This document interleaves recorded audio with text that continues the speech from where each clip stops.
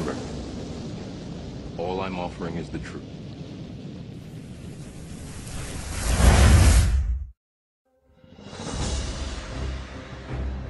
If you had to put a name to the conspiracy that's come down to us through the ages, that some call the Illuminati, some other people call it other things, but I think if you boil it down to its purest, simplest form, you would identify it essentially as Freemasonry. Now that might surprise some of you, but understand that Masonry has been around a long, long time. It may not have always been called Freemasonry, but Masons itself brag about the fact that their first Mason was Tubal-Cain. Now Tubal-Cain, if you know your Bible, was the seventh man from Adam by way of Cain, and he was the guy that invented metalworking. And he is supposedly the first Mason. Now that's pretty far back to start a conspiracy. Then of course you have the flood. After the flood, the Masons say that the first Mason was Nimrod. Now of course we all know who Nimrod was. He's the guy that helped build the Tower of Babel. That's pretty good Masonry. He was the person who basically had the idea for a one world government. He wanted to start a United Nations. He had all these great ideas, you know, one world government, all this kind of stuff, new world order. And God had other ideas. And God came down and he cast confusion and changed the languages of the people. So they went and scattered abroad on the earth. That basically tells us what God thinks about the United Nations. This caused the conspiracy to go underground. And for centuries it existed in various forms. And if you look in the books, the literature of Masonry, you will find that Masonry says it is the direct linear descendant from the ancient mystery religions, from the ancient fertility cults. Now what does that mean? That sounds sort of exciting and mysterious and exotic. Well, the ancient fertility cults were cults that revolved around human and animal reproduction. I'm sorry to be blunt, but that's what they mean. It's Baal worship, essentially. If you study the worship of Baal in the Bible, you've got all these false gods like Molech and Baal and Chemosh and some of these others. All of them, their rites involve sexuality. And that's the same thing that Masonry is. That's why the god of Masonry is the phallus. That's why you have Masonic monuments like the Washington Monument that look like a giant phallic symbol. It's that simple. So this is the conspiracy. And it may have been called many names, like, for example, before the time of Christ, Masonry was called the Dionysian Artificers. Later on, it was called the Gnostics. The Gnostics are basically people who believe that you are saved by secret knowledge, to put it simply. Gnosticism, it comes from the Greek word gnosis, which means knowledge, like diagnosis or prognosis. And what they believed is that Christianity, as it is constituted in the Bible, is far too simple. It's a Greek heresy off of the truth of Christianity.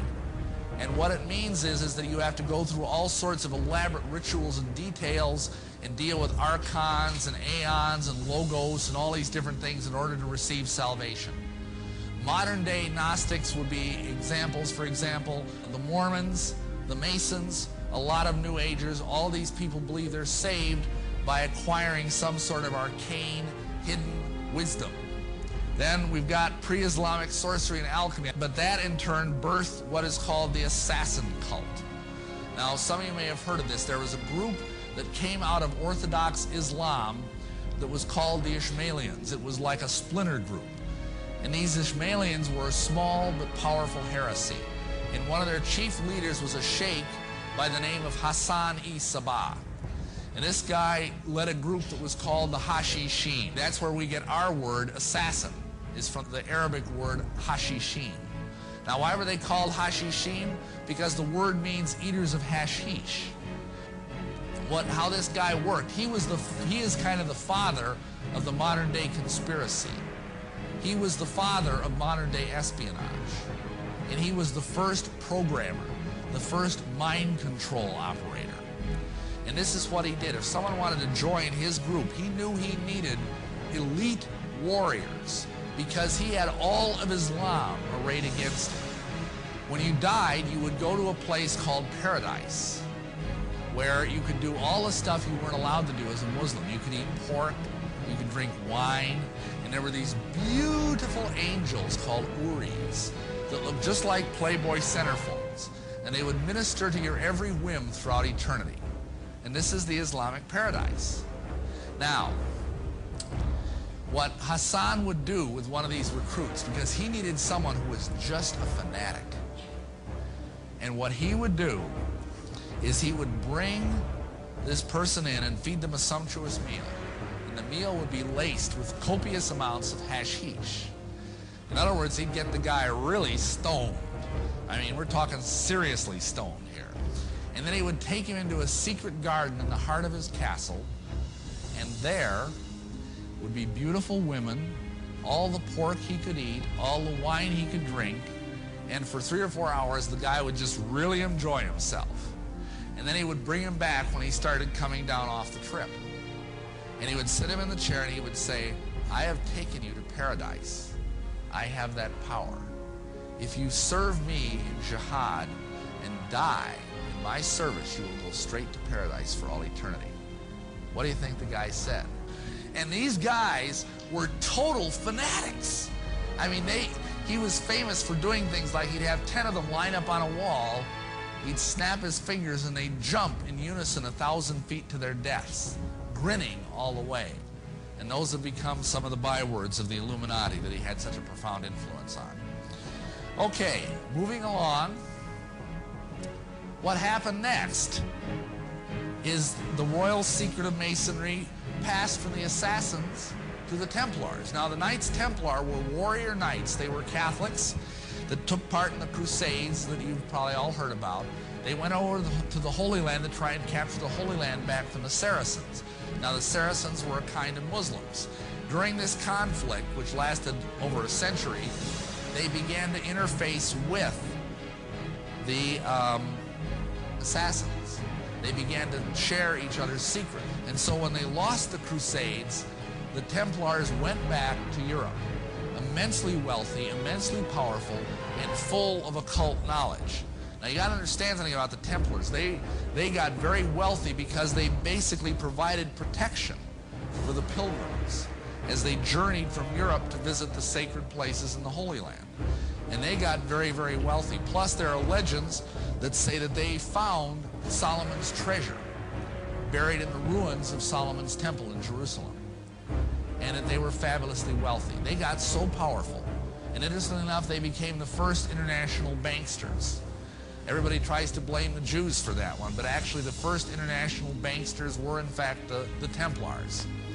And they got so powerful and so wealthy, they threatened the Vatican, which was not a wise thing to do. So the Pope got together with the King of France, and they conspired to bring down the Templars. In 1307, on October 13th, Friday, they sent out warrants and captured every Knight Templar that they could find, including the Grand Master, whose name was Jacques de Molay. The next thing is, about 100 years later, along came the Rosicrucians. They had the same secret. Some people say that they were just a resurfacing of the Knights Templar under a different name. After that, just 34 years later, we have Ignatius Loyola and the Jesuits. Now, Ignatius Loyola was a Spanish knight, and he got hit in the leg with a cannonball and had to go through a lengthy convalescence.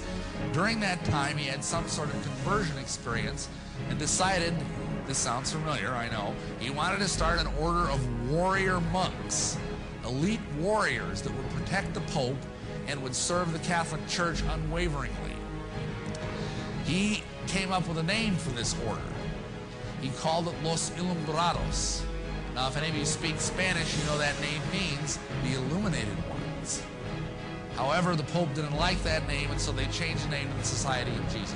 This finally congealed formally into what is called the Mother Lodge in England in 1717. In London, at the Apple Tree Tavern, nice spiritual place, the first meeting formally of the Grand Lodge of England took place. And because most all modern Masonry comes from that place, this is called the Mother Lodge. The next thing that happened is that the Grand Orient came along about 60 years later. That's the most virulent anti-Christian form of Masonry that exists in the world today. Just a few years after that, on May 1st, which is a high satanic holiday, a gentleman by the name of Adam Weishaupt started a group called the Illuminati Ordnen, or the Order of the Illuminati. This is really the modern origin of the conspiracy.